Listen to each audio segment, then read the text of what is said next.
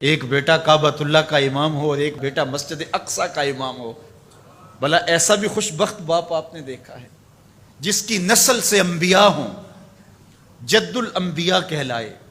اللہ تعالیٰ جل شانہ حضرت ابراہیم علیہ السلام کو ان عزتوں سے مالا مال کیا جو انہی کا مقصوم ہے۔ جس ماحول میں آنکھ کھولتے ہیں وہ کفر کا اور شرک کا ماحول تھا، فطرت سلیمہ اس کو گوارا نہ کر پائی۔ قرآن مجید نے اس کہانی کو کتنی خوبصورتی کے ساتھ بیان فرمایا، ارشاد کیا وَلَقَدْ آتَيْنَا إِبْرَاهِيمَ رُشْدَهُ مِنْ قَبْلُ، ہم نے ابراہیم علیہ السلام کو پہلے سے ہی رشد و ہدایت کے نور سے مالا مال کیا تھا۔ اللہ تعالیٰ جل شانہ نے ان سے ایک بڑا کام لینا تھا، تو ان کی فطرت اور ان کی طبع کے اندر وہ چیز رکھی کہ جو کبھی بھی اس چیز کو قبول نہیں کر سکتی تھی۔ خیر جب بڑے ہوئے اور دیکھا کہ بت پرستی کا دورہ ہے، تو آپ نے کہا کہ یہ کیا ہے بت جن کو تم پوجتے ہو؟ تو انہوں نے کہا کہ ہمارے آباء و اجداد ان کو پوجتے آئے ہیں اور شروع سے ان کی پرستش چل رہی ہے، لہٰذا ہم ان کو ترک نہیں کر سکتے۔ ان کے ذہن کے اندر یہ چیز اچھی طرح سے جم چکی تھی کہ یہ بت ہی ہمارے کارساز ہیں، ہماری ضرورتوں کے کفیل ہیں اور ہمارے معبود ہیں، اور ان کی توہین کبھی سوچا بھی نہیں جا سکتا۔ اب اس کا حل کیا نکالا ذرا دیکھیے، قرآن بتاتا ہے، بولے وَتَاللَّهِ لَأَكِيدَنَّ أَصْنَامَكُمْ بَعْدَ أَن تُوَلُّوا مُدْبِرِينَ، میں تمہارے بتوں کے ساتھ نپٹ لوں گا، تم ذرا میلے سے ہو آؤ۔ وہ ایک میلہ کرتے تھے شہر سے باہر نکل کے، جہاں سارا شہر جمع ہوتا تھا، اور وہاں کھیل کود کرتے اور 2-3 دن وہاں گزارتے تو واپس آ جاتے۔ جانے سے پہلے وہ بتوں کے سامنے انواع و اقسام کے کھانے رکھتے، اور جب واپس آتے تو سب سے پہلے بت خانوں میں ہی آتے، بتوں کو سلامی پیش کرتے، پھر اپنے گھروں کو لوٹتے۔ تو اکیلے شہر میں رہ گئے، باقی سارے لوگ حتیٰ کہ ان کے پجاری پروہت سب میلے میں چلے گئے۔ اب حضرت ابراہیم علیہ السلام نے کلہاڑا پکڑا اور ان کے مرکزی بت خانے میں داخل ہوئے۔ قرآن بتاتا ہے فَجَعَلَهُمْ جُزَازًا، اور وہاں داخل ہو کر کے ان کو بتوں کو توڑ دیا، کسی کی گردن کاٹ دی، کسی کے کان توڑ دیے، کسی کے بازو کاٹ دیے، کسی کی ٹانگیں توڑ دی، الا کبیر لہم، لیکن جو بڑا بت تھا اس کو کچھ نہیں کہا۔ اب ان بتوں کے ساتھ حضرت خلیل اللہ کی دشمنی کیا تھی؟ یہی نہ کہ اللہ کے علاوہ لوگ ان کو پوجتے ہیں، تو سب سے زیادہ پوجا جانے والا تو وہ بڑا بت تھا، تو حضرت ابراہیم سب سے پہلے اس کو توڑتے، زیادہ غصہ اس پہ آتا۔ لیکن بعض اوقات ایسا ہوتا ہے کہ آپ اپنے غصے کو غالب کر لیتے ہیں اپنے مقصد سے۔ حضرت ابراہیم کی نظر مقصد پہ تھی، غصہ بھی اپنی جگہ پہ تھا۔ تو ہر شے جو غلط سمجھی جا رہی ہے اس کو کس وقت غلط کہنا ہے اور کس وقت جو ہے وہ اس پہ بات کرنی ہے، یہی تو حکمت ہوتی ہے، یہی تو دانائی ہوتی ہے۔ دانائی کا انداز دیکھیے، الا کبیر اللہم، لیکن ان میں جو سب سے بڑا تھا اس کو چھوڑ دیا۔ مفسرین نے لکھا کہ کلہاڑا بھی اس کے کندھے پہ رکھ دیا۔ جب وہ واپس آئے تو انہوں نے دیکھا کہ بت ٹوٹے پڑے ہیں، کسی کی ٹانگ نہیں ہے، کسی کا کان کاٹ دیا گیا ہے، کسی کی ناک ٹوٹی ہوئی ہے، کسی کی گردن کٹی ہے، کسی کی ٹانگیں نہیں ہیں، کوئی ریزہ کر دیا گیا ہے۔ تو بہت پریشان ہوئے، ظاہر ہے ان کی عقیدت ان سے وابستہ تھی، تو وہ تو خون کے آنسو رونے لگے، بیٹھ گئے۔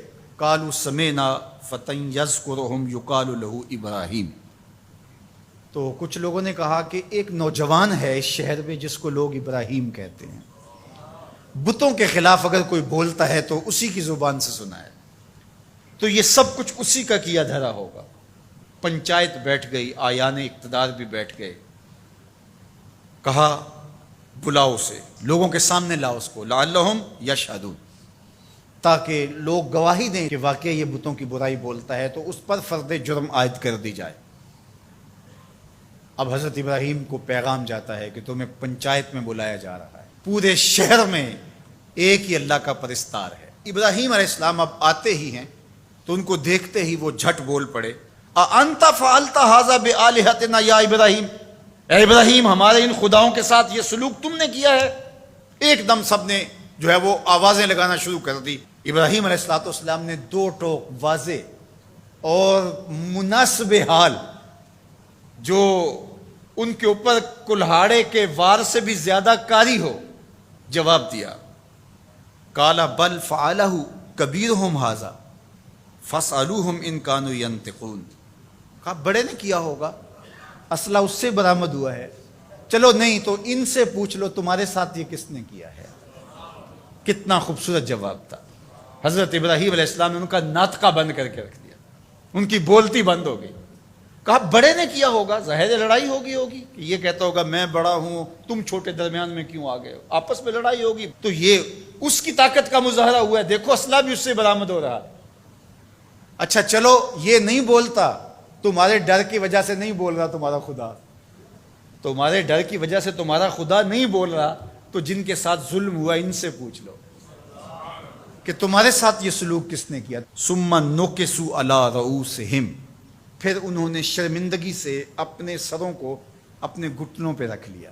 آنکھوں میں آنکھیں ڈال کے بات نہیں کر رہے تھے، سر جھکے ہوئے تھے، نظریں جھکی ہوئی تھی. ان کے لفظوں کی لجاجت دیکھیے، اس سے ٹپکتی ہوئی مسکنت دیکھیے، لفظوں کے انداز سے ان کے اندر کی شکست و ریخت کا اندازہ کیجیے، ان کے اندر کی بے بسی دیکھیے اور ان کے اعتقاد کو کرچی کرچی ہوتے دیکھیے.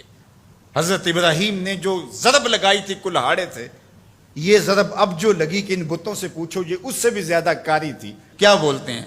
لقد علمت ما هؤلاء ينطقون. ابراہیم تو جانتا ہے یہ بولتے تو نہیں ہیں، تو جانتا ہے یہ بیچارے بولتے تو نہیں ہیں، یہ گونگے ہیں، یہ بہرے ہیں. اللہ اکبر. حضرت ابراہیم یہی تو انہیں لانا چاہتے تھے جہاں وہ آگے اب ان کے سر جھکے ہوئے. حضرت ابراہیم علیہ السلام اسی وقت کی تلاش میں تھے. ارشاد فرمایا قال افتعبدون من دون اللہ ما لا ينفعکم شیئا ولا یضرکم اف لکم ولما تعبدون من دون اللہ افلا تعقلون. بتوں کی بے بسی پر اب جو کلہاڑے برس رہے ہیں، فکر کے تازیانے برس رہے ہیں، وہ ان کلہاڑوں کے واروں سے زیادہ کاری اور سخت ہیں جس سے پہلے بت توڑے تھے. اب سنیے جناب ابراہیم کیا کہہ رہے ہیں.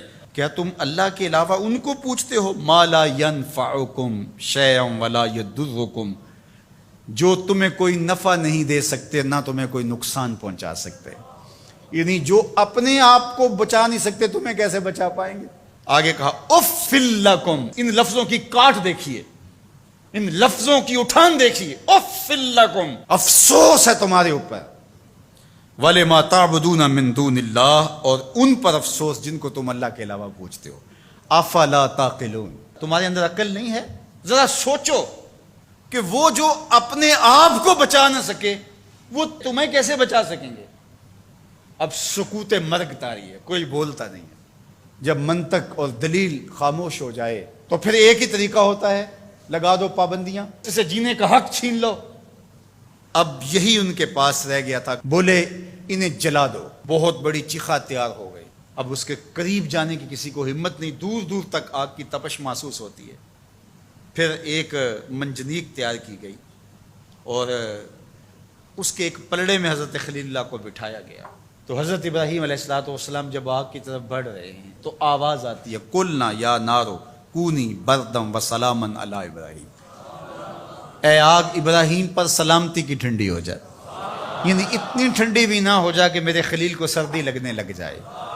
تو ابراہیم علیہ السلام نار نمرود میں چلے جاتے.